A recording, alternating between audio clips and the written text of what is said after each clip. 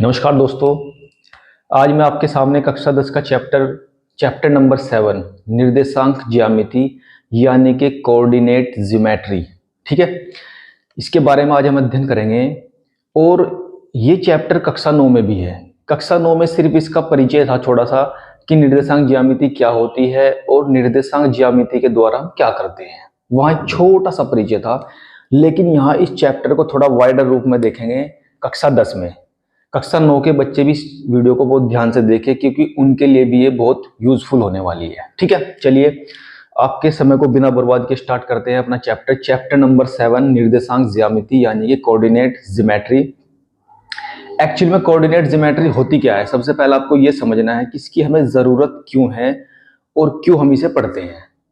Coordinate geometry की जरूरत हमें इसलिए पड़ती है, अगर हमें कोई ये कहे कि किसी बिंदु की लोकेशन कहाँ है, आप मोबाइल में आजकल देखते हैं कि इस बिंदु की लोकेशन कहाँ है, तो किसी भी पॉइंट की लोकेशन को किसी भी प्लेन में प्रदर्शित यानी कि रिप्रेजेंट करने के लिए हमें कोऑर्डिनेट ज्योमेट्री की जरूरत पड़ती है। मान लिया आपके पास कोई प्लेन है, आप उस प्लेन में कहीं पे खड़े हैं, तो आपकी लोकेशन को दिखाने के लिए यानी कि बताने के लिए हमें ये डायरेक्शन बतानी पड़ेगी कि ये नॉर्थ के इधर है या ईस्ट के इधर है, वेस्ट के इधर है, साउथ के इधर है, कुछ ना कुछ हमें उसे हिंट जरूर देना पड़ेगा।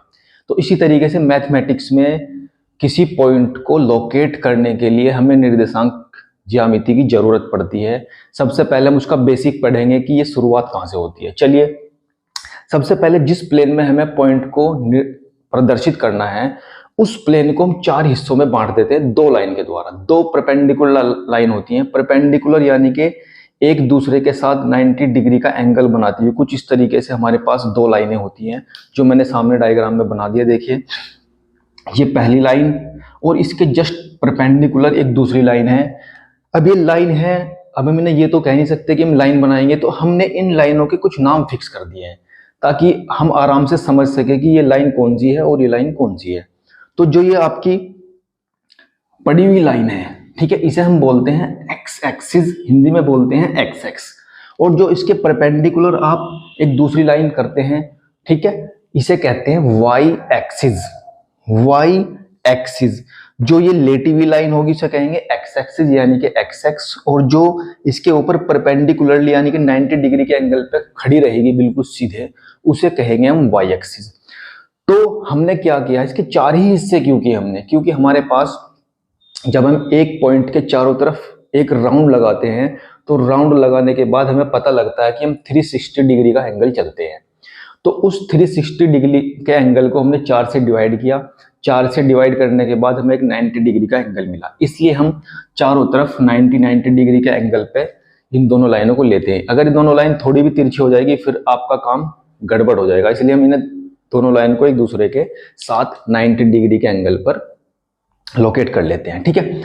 अब जब हम इन्हें लोकेट कर लेंगे, इनके दोनों के नाम फिक्स हो गए, एक्स एक्सिस और वाई एक्सिस। देखिए इस लाइन का नाम क्या है, एक्स एक्स, इस खड़ी हुई लाइन का नाम क्या है, वाई एक्सिस, ठीक। ये दोनों लाइन एक दूसरे को जिस पॉइंट पे बाइसेक्ट करेंगी यानी कि कट करेंगी, उस पॉइंट का भी एक नाम है। उस पॉइंट को हम कहते हैं ओरिजिन। ओरिजिन यानी कि मूल बिंदु। मूल बिंदु का मतलब होता है जहां से हमारा सारा खेल चलेगा। मूल बिंदु यानी कि सबका आधार यही रहेगा, हम जिस पॉइंट पे भी जाना चाह रहे हैं उन सब का स्टार्टिंग पॉइंट ये मूल बिंदु रहेगा। क्लियर है। चलिए जब हम इस पूरे प्लेन को 4 बराबर भागों में डिवाइड कर देंगे तो उनके भी अलग अलग नाम है। हम एंटी क्लॉकवाइज चलेंगे और यहां से शुरुआत करेंगे। आपने यहां से शुरुआत की तो उसका नाम होगा फर्स्ट क्वाड्रेंट। क्वाड्रेंट यानी कि चतुर्थांश, यानी कि जो आपने 4 भाग इसके किए हैं, चतुर्थ, चारों का एक अंश है चतुर्थांश, यानी कि चतुर्थ में से एक अंश है। क्वाड्रेंट, क्वाड्रेंट का मतलब भी होता है 4 में से 1। तो ये पहला आपका क्वाड्रेंट है, फर्स्ट क्वाड्रेंट, चतुर्थांश। फिर आप एंटी क्लॉकवाइज चलना शुरू करेंगे। फर्स्ट के बाद क्या आएगा, सेकंड क्वाड्रेंट, फिर आएगा थर्ड क्वाड्रेंट, फिर आएगा फोर्थ क्वाड्रेंट। क्लियर है। तो इस तरीके से आपने इस प्लेन को 4 इक्वल भागों में डिवाइड करने के बाद इनका नामकरण कर दिया है। जैसे आपका एक बहुत सुंदर सा नाम है, इनका भी एक नाम है और उन नाम के अनुसार ही अब हम इसमें स्टडी करेंगे, ठीक है। अब सवाल ये आता है कि जिस पॉइंट को हमें इसमें प्रदर्शित करना है उसे कैसे लेंगे। ठीक है, उसे लेने के लिए देखिए हमारे पास दो संख्याएं होनी चाहिए पेयर में। पेयर में क्यों ले रहे हैं, क्योंकि हमारे पास दो ही तो एक्सिस है, एक्स एक्स और वाई एक्स। तो एक पॉइंट होगा एक्स के लिए, एक पॉइंट होगा वाई के लिए। तो दोनों का जो पेयर है वो मिलकर हमारे पास एक पॉइंट बना लेगा। ठीक है, तो किसी भी कार्तीय तल में देखो यहाँ हम 2D पढ़ रहे हैं, 2D का मतलब होता है 2 डायमेंशन। ये आपका अप और ये ऊपर नीचे और ये दाएं बाएं, सिर्फ दो ही डायरेक्शन है, क्योंकि 3D आपके पास नहीं है। आप अगली क्लास में जाएंगे 11th 12th में, तो वहां पर आप 3D भी पढ़ेंगे। यहाँ सिर्फ हम 2D के बारे में बात कर रहे हैं, 2D यानी कि 2 डायमेंशन। तो जब हम 2D के बारे में अध्ययन कर रहे हैं तो सिर्फ हमारे पास जो पॉइंट बनेगा उसमें दो ही संख्याएं आएंगी। जैसे मैंने यहाँ पर लिख दिया, देखिए 4 3 5 -4 -3 -4 -3 -5। अभी हम देखेंगे कि वहां लिया क्या जाता है। सिर्फ अभी तो मैंने आपको बताया है कि जो भी पॉइंट हमें इस कार्तीय तल में यानी कि कोऑर्डिनेट प्लेन में प्रदर्शित करना है, उसे प्रदर्शित करने के लिए हम एक संख्याओं का पेयर बनाएंगे, वो पेयर ही हमारा पॉइंट कहलाएगा। ठीक है, उसे कोऑर्डिनेट भी बोलते हैं। क्लियर? चलिए, तो जो हमने 4 क्वाड्रेंट बनाए हैं, इन क्वाड्रेंट में किसी भी बिंदु को प्रदर्शित करने के लिए सबसे पहले उन संख्याओं के चिन्ह निर्भर करेंगे, वही क्लियर करेंगे कि वो बिंदु कहाँ है। तो सबसे पहला आप मूल बिंदु पर खड़े हैं, यहाँ पर ओरिजिन पॉइंट पे।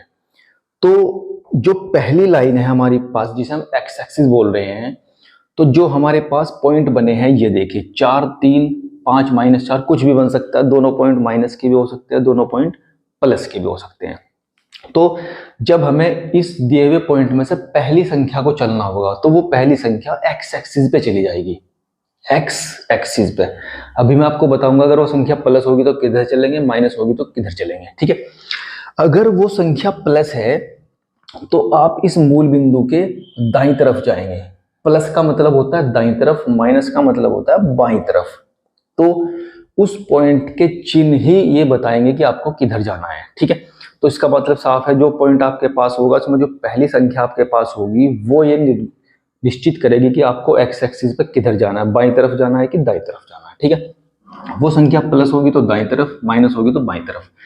उसमें जो दूसरी संख्या आपके पास होगी पॉइंट में, वो ये निश्चित करेगी कि वाई एक्सिस पे आपको ऊपर जाना है कि नीचे जाना है। ठीक है, देखिए ये सब चीजें मैंने क्लास 9th के लिए एक वीडियो बनाई है, उसमें सिर्फ यही चीज समझाई गई है कि निर्देशांक ज्यामिति में पॉइंट को कैसे लोकेट करते हैं। फिर भी एक बार आप यह ध्यान से समझ लीजिए। ठीक है, अब जो पॉइंट हम लेते हैं, प्लस हो या माइनस हो, उस पॉइंट में जो पहली संख्या है, ठीक है, पहला जो नंबर होता है वो प्लस हो या माइनस हो, उसे हम कहते हैं एक्स के निर्देशांक।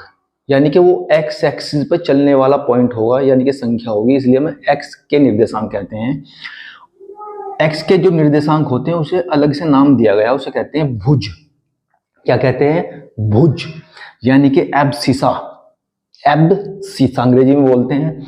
और जो दूसरी संख्या है वो वाई एक्स को प्रदर्शित करेगी, यानी कि वाई एक्स के जो निर्देशांक है वो दूसरी संख्या होगी।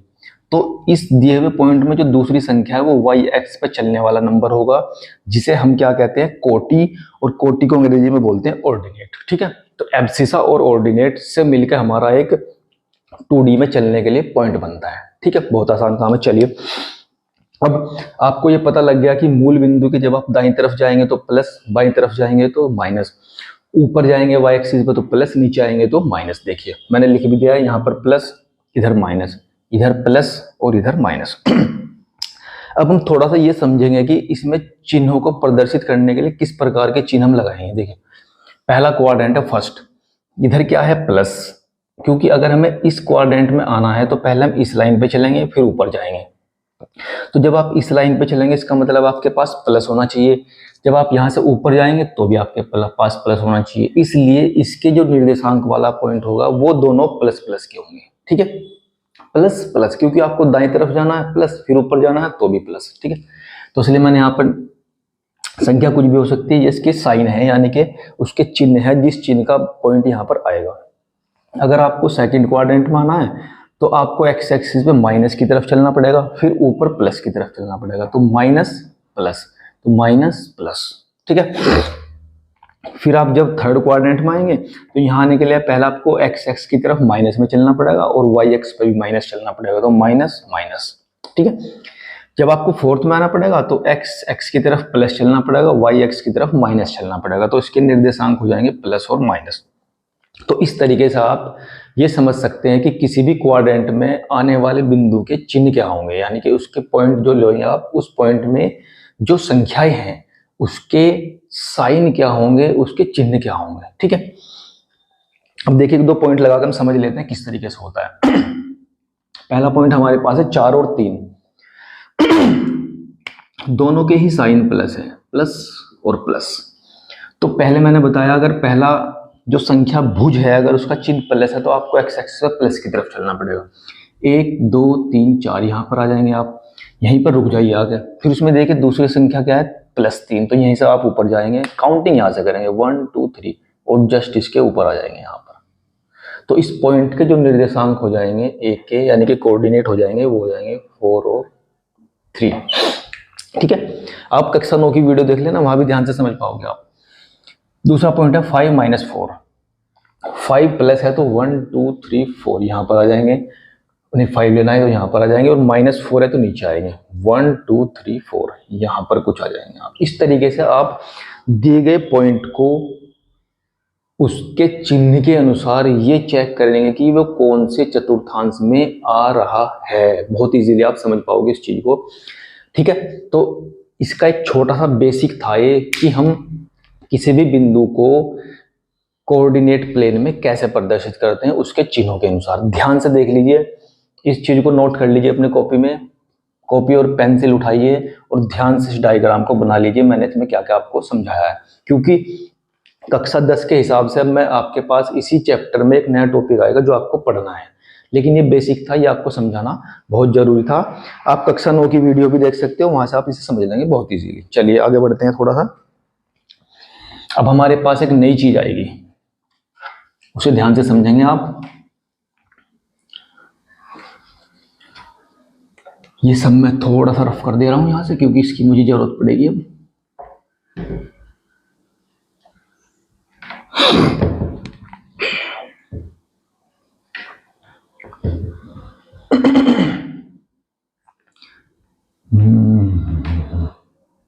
चलिए स्टार्ट करते हैं आपकी वीडियो को। इसमें क्या है, हमारे पास कक्षा 10 में एक नया पॉइंट आएगा। अब हमारे पास 2 बिंदुओं के बीच की दूरी, क्योंकि बिंदु लेना अब आप सीख गए हैं, अब उनके बीच की दूरी फाइंड करना सीखेंगे। 2 बिंदुओं के बीच की दूरी, distance between 2 points, distance between 2 points, यानी कि अगर आपके पास 2 बिंदु कहीं एग्जिस्ट करते हैं तो उनके बीच की दूरी क्या होगी। देखिए अगर आपके पास 2 बिंदु है तो उनके निर्देशांक कुछ ना कुछ जरूर होंगे। हम एक मान स्टैंडर्ड फॉर्मूला देखते हैं हमारे पास। मैंने मान लिया है लेट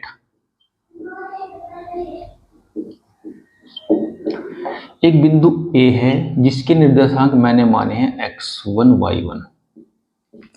एक दूसरा बिंदु है B जिसके निर्देशांक मैंने माने हैं x2 y2। भाई अगर ये बिंदु है तो उसका मतलब ये कार्तीय तल में कहीं ना कहीं स्थित जरूर होंगे। ठीक है, कहीं भी आप मान लेते हैं, लेट कर लेते हैं, क्योंकि मैंने दोनों प्लस लिए हैं तो प्लस की डायरेक्शन में ले लेते हैं। यहाँ पर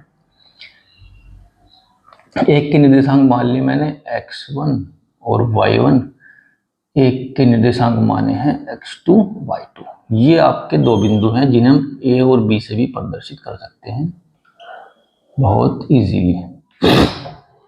ठीक है, तो ये काम हमें इसमें ये नहीं करना है कि हमें इन बिंदुओं को देखना है कि ये कहाँ है ना, हमें क्या करना है, इन बिंदुओं के बीच की डिस्टेंस निकालनी है। शॉर्टेस्ट, शॉर्टेस्ट का मतलब अगर आप इन दोनों बिंदुओं को आपस में ज्वाइंट करेंगे तो आपको पता है कि ज्वाइंट करने के बाद एक रेखा बनेगी। ठीक है, तो उन दोनों बिंदुओं को मिलाने से जो रेखा बनी है उस रेखा की लंबाई निकालनी है, जिसे हम ये कहेंगे कि वो दोनों बिंदुओं के बीच की दूरी है। बहुत इजी फॉर्मूला है।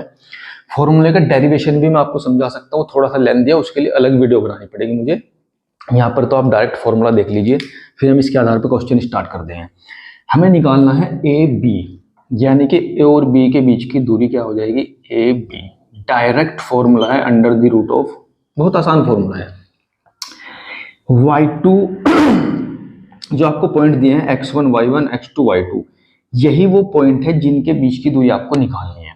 तो इसका फॉर्मूला होगा x2 माइनस x1 का whole square plus y2 minus y1 का होल स्क्वायर। पहले पॉइंट में से पहला पॉइंट माइनस कर देना है, उसका होल स्क्वायर कर देना है। दूसरे नंबर में से दूसरा नंबर माइनस कर देना है और उसका होल स्क्वायर कर देना है। अब देखिए यहाँ पर ये कोई बाउंडेशन नहीं है कि मैंने x2 माइनस x1 किया, आप x1 माइनस x2 भी कर सकते हैं। क्यों? क्योंकि इसका होल स्क्वायर लगा है, तो इन्हें आप आगे पीछे रखेंगे, जब आप उसे खोलेंगे तो सेम नंबर आना है, तो उसमें घबराने की जरूरत नहीं है। अगर आपसे ये मिस्टेक भी हो गई कि आपने x1 को पहले ले लिया, x2 को बाद में ले लिया, तो आंसर आपका सेम आना है, इसमें घबराने की कोई बात नहीं है। तो बस थोड़ा सा आपकी किताब में क्योंकि इसी तरीके से दिया है तो आप ऐसे ही समझ लीजिए, x2 माइनस x1 का whole square plus y2 minus y1 का होल स्क्वायर और पूरे का अंडर रूट, यानी कि वर्गमूल, ये लगाना नहीं भूलना है। तो जब आप इस फॉर्मूले में वो जो पॉइंट आपको दिए गए वहां से उठाकर इनके संख्या इसमें पुट करेंगे, तो पुट करते ही आपका आंसर आ जाएगा, यानी कि इन दोनों रेखाओं के बीच की दूरी फाइंड हो जाएगी।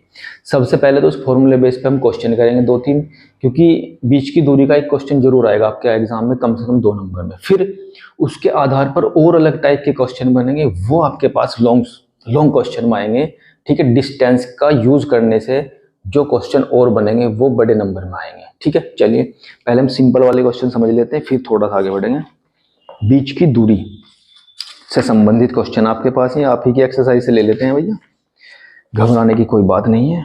सिंपली स्टार्ट करते हैं। पहले मैंने लेट कर लिया है, हमारे पास 2 बिंदु हैं। आपके पास ये एक्सरसाइज 7.1 का फर्स्ट क्वेश्चन है, फर्स्ट का फर्स्ट पार्ट। इसमें आपको दिया गया है 2, 3। देखो नाम कुछ भी रख सकते हैं आप, क्योंकि नाम इसमें नहीं दिए गए हैं, ए के पॉइंट हैं। और भैया दूसरे को हमने लेट कर लिया है, बी है, इसके निर्देशांक है यानी कि कोऑर्डिनेट है 4, 1।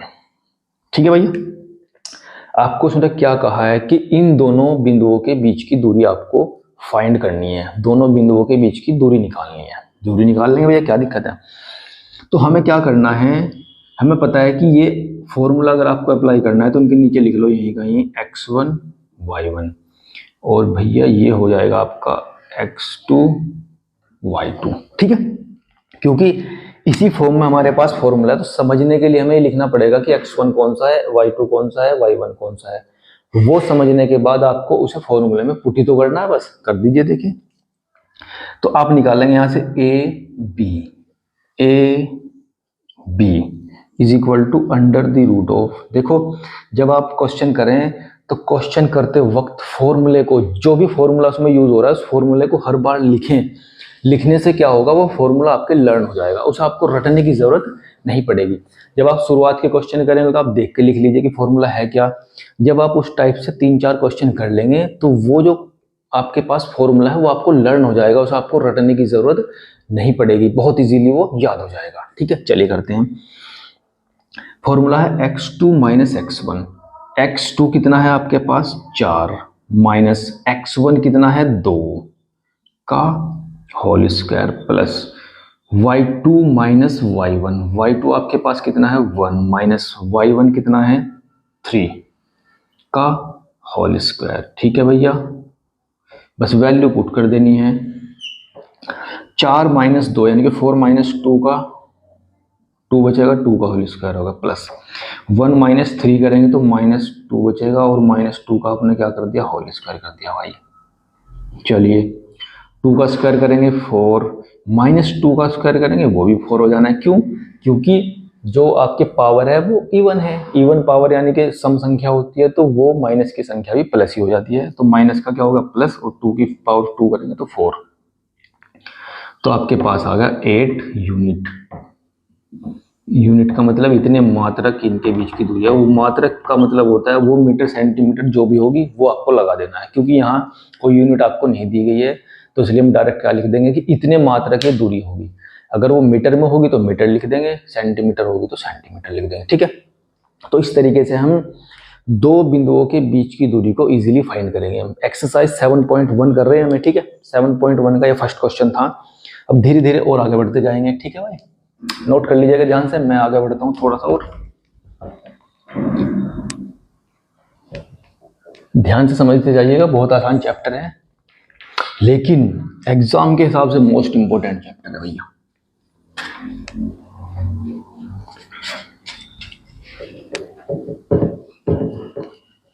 चलिए फटाफट 4-5 क्वेश्चन समझते हैं, बहुत इजी काम हो जाएगा आपको समझने के लिए।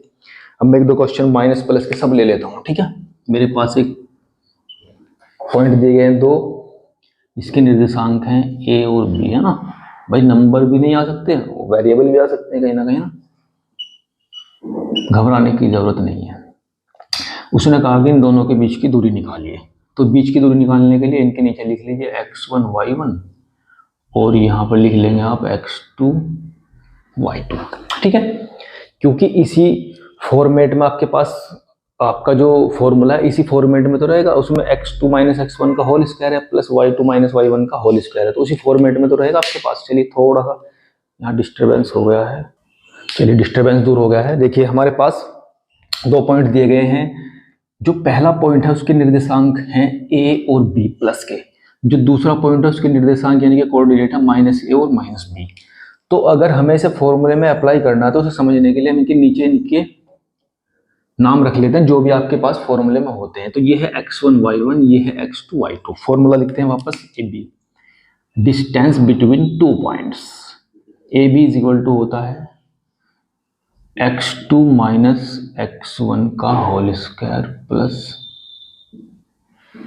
y2 माइनस y1 का होल स्क्वायर, ठीक है भैया। चलिए x2 ये रहा माइनस a, फिर माइनस फॉर्मूले में होता है x1 आपके पास कितना है a और इसका हो जाएगा होल स्क्वायर प्लस y2 आपके पास रहा माइनस b, ब्रैकेट में लिख देना है, माइनस y1 कितना रहा माइनस b का होल स्क्वायर। भैया कुछ भी नहीं करना है, वैल्यू पुट कर देनी है, माइनस a और माइनस a माइनस के 2a का होल स्क्वायर हो जाएगा, ठीक है। प्लस बीच में प्लस है, माइनस बी और माइनस बी आपके पास हो जाएंगे माइनस 2b का होल स्क्वायर। चलिए स्क्वायर को खोल देते हैं। जब आप देखो माइनस का तो प्लस हो जाना है क्योंकि होल स्क्वायर है, ठीक है। तो 2 का स्क्वायर हो जाएगा 4a स्क्वायर प्लस इसका भी स्क्वायर करेंगे हो जाएगा 4b स्क्वायर, ठीक है। आप ध्यान से देख रहे हैं दोनों के अंदर 4 कॉमन बन रहा है, इसे इन दोनों से बाहर ले लेंगे लेकिन वर्गमूल के अंदर ही रहेगा a square plus b square, है ना। क्योंकि यहाँ पर भी 4 था, यहाँ पर भी 4 था, तो दोनों से मैंने कॉमन ले लिया, अंदर क्या बचा a square plus b square. जब आप 2 को वर्गमूल से बाहर निकालेंगे यानी 4 को, तो बाहर आगे हो जाएगा 2 2 जब 4 होते हैं ना, तो a square plus b square, ठीक है। तो ये आपका मात्रक होगा, इतने मात्रक होगा,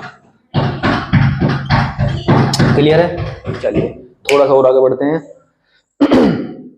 बीच की दूरी के जो क्वेश्चन है इसी तरीके से होने हैं। आपको पॉइंट के कोऑर्डिनेट दिए जाएंगे, कोऑर्डिनेट को उठा के आपको इस फॉर्मूले में पुट कर देना है। पुट करने के बाद इजीली आप उसका आंसर फाइंड कर लेंगे। कुछ भी आ सकता है, नेगेटिव, पॉजिटिव। देखो नेगेटिव तो नहीं आएगा क्योंकि अगर रूट के अंदर कोई नेगेटिव नंबर है तो वो एग्जिस्ट नहीं करता, उसके लिए आपको थोड़ी सी अलग टाइप की संख्या पढ़नी पड़ेगी। वो क्वेश्चन आपको शायद यहाँ नहीं मिलेंगे, लेकिन इसके अंदर जो नंबर आएगा वो कितना भी छोटा कितना भी बड़ा, दशमलव, अपॉन, कुछ भी आ सकता है। जिस तरह यहाँ पर आपको कोई संख्या नहीं दी गई थी, वेरिएबल दिए गए थे, वेरिएबल को ही आपने एज इट इज पुट किया और जो आपके पास आंसर आया वही उन दोनों बिंदुओं के बीच की दूरी होगी, ठीक है। चलिए थोड़ा सा और आगे बढ़ते हैं। एक चीज और समझ लेते हैं इसमें। आपके पास एक नई चीज आई है,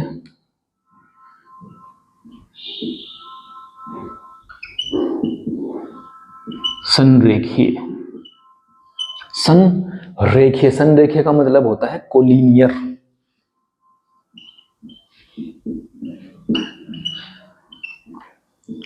कोलिनियर, कोलिनियर का मतलब होता है अगर आपके पास बहुत सारे पॉइंट है और वो सारे पॉइंट एक ही लाइन में एग्जिस्ट करते हैं तो वो सारे पॉइंट संरेखीय कहलाएंगे, यानी कि एक ही रेखा में कहे जाएंगे। और अंग्रेजी में आप उन्हें बोलेंगे कोलिनियर, यानी कि वो सभी पॉइंट क्या है, कोलिनियर है। देखिए अगर हमारे पास एक लाइन है, ये दो पॉइंट तो अब तक आपने जाने हैं, क्योंकि आप दो पॉइंट को मिलाने के बाद ही आपकी लाइन बनती है। इस लाइन पे अगर आप बहुत सारे पॉइंट लेंगे, एक पॉइंट आपने यहाँ ले लिया, एक यहाँ ले लिया, कहीं भी ले सकते हैं, इनके नाम रख देते हैं ए बी सी डी। वो आपसे ये पूछेगा कि शो करके दिखाइए, यानी कि प्रूफ करके दिखाइए। ये जो मैंने चार के चार पॉइंट लिए हैं ए बी सी डी, आपको इन्हें कोलिनियर दिखाना है। देखो कोलिनियर कब होंगे, देखो अगर हम ऐसा शो कर दें कि ये जो ए बी डिस्टेंस है, ये जो बी सी डिस्टेंस है और ये सी डी डिस्टेंस है, ठीक है। अगर हम इन डिस्टेंसेस को अलग अलग निकालेंगे, डिस्टेंस कैसे निकलेगी, इसी फॉर्मूले से निकलेगी। क्यों? क्योंकि हमें इन सब पॉइंट्स के कोऑर्डिनेट पता होंगे। तो पहले हम ए बी डिस्टेंस निकाल लेंगे, फिर बी सी निकाल लेंगे, फिर सी डी निकाल लेंगे। तो अगर हम इन तीनों डिस्टेंस को आपस में ऐड करेंगे तो ये ए डी के इक्वल आना चाहिए, यानी कि इन सब का जो सम है वो पूरी एक लाइन के इक्वल आना चाहिए। कैसे? कि A B plus B C plus C D is equal to आ जाना चाहिए ए डी। अगर आपने किसी तरीके से ये प्रूफ कर दिया कि इन सब के बीच की डिस्टेंस का जो सम है अलग अलग, वो इसकी पूरी डिस्टेंस के इक्वल है, तो उसका मतलब है सारे पॉइंट एक ही लाइन में है। अगर वो एक ही लाइन में नहीं होंगे तो ये डिस्टेंस तो इक्वल आ नहीं सकती। देखिए एक दूसरा एग्जांपल समझते हैं हल्का सा। मान लिया एक पॉइंट यहाँ चला गया, मैंने इसे ज्वाइंट किया, इसे यहाँ पे ज्वाइंट किया, ये आपका ए है, ये बी है, ये सी है, यहाँ से मैंने ए सी ज्वाइंट कर लिया। क्या ऐसा होगा आप ए बी निकाल लेंगे, यहाँ पर बी सी निकाल लेंगे, ये ए सी के इक्वल ही नहीं होगा। क्यों? क्योंकि अब ये एक ही लाइन में नहीं है। अगर बहुत सारे पॉइंट एक ही लाइन में होते हैं तभी उन सब पॉइंट्स के बीच की जो डिस्टेंस आप निकालते हैं उनका जो सम निकालेंगे वो उस पूरी लाइन के इक्वल होगा। कब होगा? जब सारे के सारे पॉइंट एक ही लाइन में होंगे, ठीक है। तो यहाँ क्या होगा, A B plus B C बराबर नहीं होगा ए सी के, इसलिए सब के सब पॉइंट एक ही लाइन में नहीं होंगे। अगर आपने किसी तरीके से शो कर दिया कि A B plus B C बराबर ए सी क्या है, तो उसका मतलब ये तीनों पॉइंट एक ही लाइन में है, तो इसे हम कहते हैं संरेखीय। यानी कि अगर आप बहुत सारे पॉइंट को संरेखीय दिखाना चाह रहे हैं तो उन सब पॉइंट्स के बीच की डिस्टेंस निकालिए और वो सारी डिस्टेंस फर्स्ट और लास्ट पॉइंट के बीच की डिस्टेंस के इक्वल आ जानी चाहिए, ठीक है। अगर आपने ऐसा कर दिया तो वो पॉइंट क्या हो जाएंगे, संरेखीय हो जाएंगे। देखिए क्वेश्चन करते हैं, अभी इंपॉर्टेंट पॉइंट है ये आपका संरेखीय वाला। एक्सरसाइज 7.1 चल रही है आपके पास। आपके पास 3 पॉइंट दिए गए हैं इसमें, क्वेश्चन नंबर सेकंड नहीं थर्ड है आपके पास। ये 7.1 का थर्ड क्वेश्चन है। इसमें पॉइंट के निर्देशांक दिए हुए आपको 1 5 2 3 1 5 2 3 और सी के कोऑर्डिनेट है -2 और -11, ठीक है। 3 पॉइंट दिए गए भैया। उसने कहा कि शो करके दिखाइए कि ये तीनों के तीनों पॉइंट संरेखीय हैं या नहीं है। तो हम क्या करेंगे, पहले ए बी निकालेंगे, फिर बी सी निकालेंगे, फिर पूरी ए सी निकालेंगे, ठीक है। तो चलिए ए बी उसी फॉर्मूले से, टेंशन वाली बात नहीं है। Under the root of x2 minus x1 का whole square plus y2 minus y1 का होल स्क्वायर। अब तक तो फॉर्मूला आपको लर्न भी हो गया होगा शायद, है ना। चलिए हम कर रहे हैं बात ए की और बी की। पहले पॉइंट से पहले यानी कि पहले नंबर से पहला नंबर माइनस कर दीजिए, प्लस दूसरे से दूसरा माइनस कर दीजिए, यानी कि 3 माइनस 5 का होल स्क्वायर। चलिए 2 माइनस 1 करेंगे तो 1 का होल स्क्वायर हो जाएगा, प्लस 3 माइनस 5 करेंगे तो -2 का होल स्क्वायर हो जाएगा भैया। 1 का स्क्वायर करेंगे 1, -2 का स्क्वायर करेंगे 4 और दोनों को ऐड करेंगे तो √5, ठीक है। तो आपने ए बी यहाँ पर निकाल लिया। अब निकाल लूंगा बी सी, अगली पॉइंट निकाल लेंगे बी सी। बी सी पहले पॉइंट से पहला माइनस होगा तो -2 और -2 का होल स्क्वायर, प्लस दूसरे से दूसरा माइनस होगा -11 और -3 का होल स्क्वायर। चलिए -2 और -2 -4 का होल स्क्वायर, प्लस -11 और -3 कितना हो जाएगा -14, क्योंकि दोनों माइनस हैं तो ऐड हो जाएंगे, लेकिन चिन्ह माइनस ही रहना है। 4 का स्क्वायर हो जाएगा 16, माइनस का प्लस हो जाना है। 14 का स्क्वायर करेंगे 196, ये आपको पता ही है, दोनों को ऐड करेंगे ये आ जाएगा इतने यूनिट, ठीक है। 212 अंडर रूट के अंदर ए बी निकल गया, बी सी निकल गया, अब निकालेंगे सी ए। सी A under the root of सी ए, पहले पॉइंट से पहला माइनस कर दो, -2 -1 का होल स्क्वायर प्लस -11 से -5 हो जाएगा, -11 और -5 का होल स्क्वायर, -2 और -1 हो गया -3 होल स्क्वायर प्लस -11 और -5 हो गया -16 का होल स्क्वायर। चलिए -3 का स्क्वायर करेंगे आप तो हो जाएगा 9, 16 का स्क्वायर करेंगे 2, 5, 6, दोनों को ऐड कर दीजिए, 256 और 9 हो जाएंगे 265। ठीक है जी, 265। देखिए ध्यान से हमने क्या किया है, ये 212 है रूट में, ये √5 है और ये है 265। अब आपको ये शो करना है क्या A B plus B C निकालिए पहले, और ये किसके इक्वल होना चाहिए, ए सी के इक्वल होना चाहिए। तो A B plus B C निकालिए, ए बी कितना है √5 प्लस बी सी कितना है √212, ठीक है। और ए सी आपके पास आ गया 265।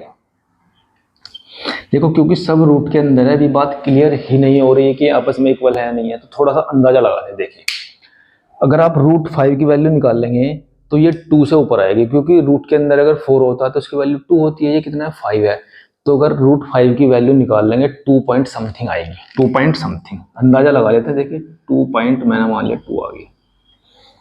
ये 212 है, ये 225 के नजदीक है। ऐसी संख्या के नजदीक सोचिए जिसका वर्गमूल आप पूरे तरीके से निकाल सके, तो वो संख्या है 225।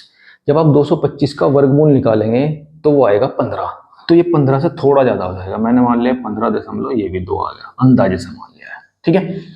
265 का निकालेंगे तो 265 जो है वो 289 के नजदीक है, 289। जब आप 289 का, मैंने 289 इसलिए लिया है क्योंकि जब आप उसका वर्गमूल निकालते हैं तो 17 आ जाता है, ठीक है।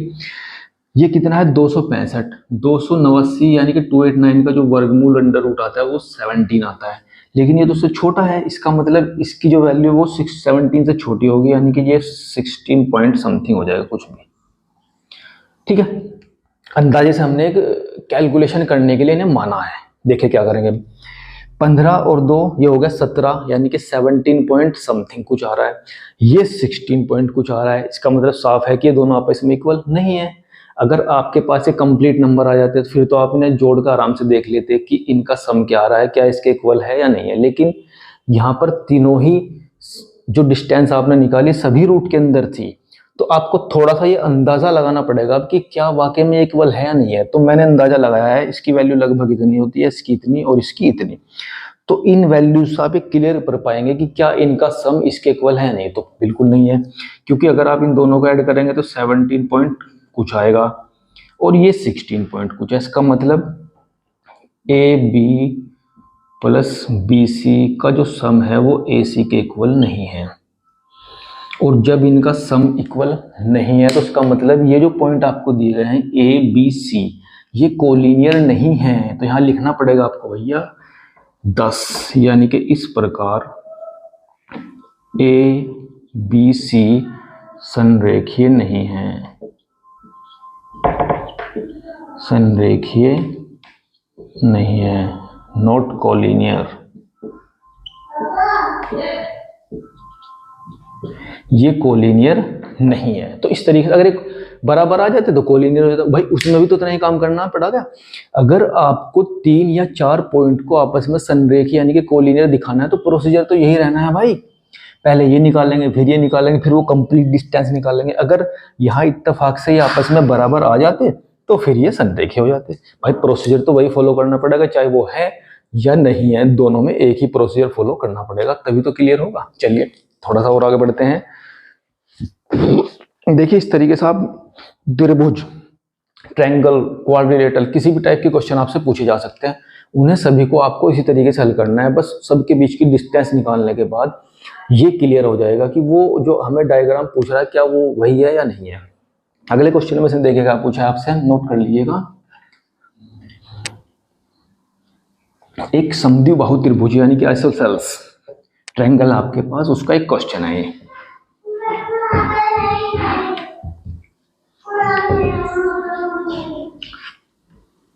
उसने हमें 3 पॉइंट दिए हैं। 5-2 मोस्ट इंपोर्टेंट क्वेश्चन है। 5-2 ए, फिर इसने दिया है बी के कोऑर्डिनेट है 6-4, सी के कोऑर्डिनेट है आपके पास 7-2। उसने ये पूछा है कि ये जो आपको कोऑर्डिनेट दिए गए हैं क्या ये एक समद्विबाहु त्रिभुज के शीर्ष है या नहीं है। समद्विबाहु